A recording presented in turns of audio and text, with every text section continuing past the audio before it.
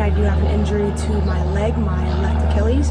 So if certain movements don't look too efficient, then that is the reasoning behind it. But let's get started.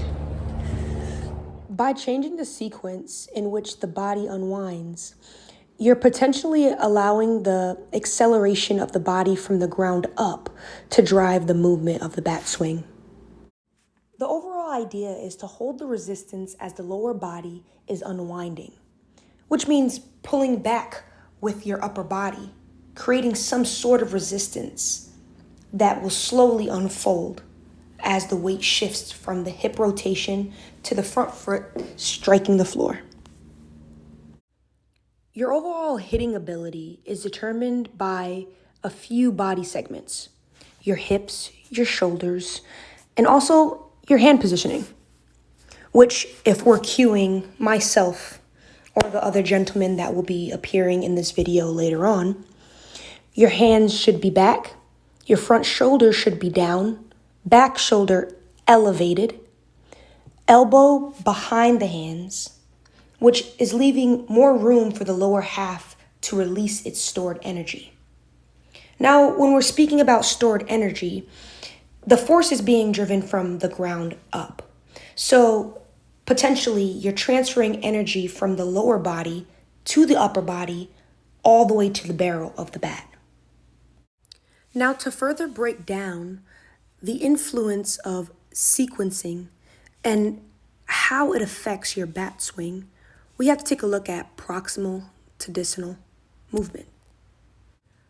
The terms proximal and distal are usually used to describe the location or origin of a body part or limb. For instance, the foot is distal to the knee, or the knee is distal to the hip. The heel plant in the beginning stages initiates the swing to strike pattern.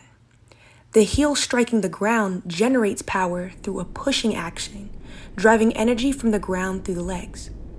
After the heel of the lead foot strikes the ground and is planted, the hips are activated, opening up, placing the hips in a more efficient position for the body to mechanically accomplish the weight shift forward,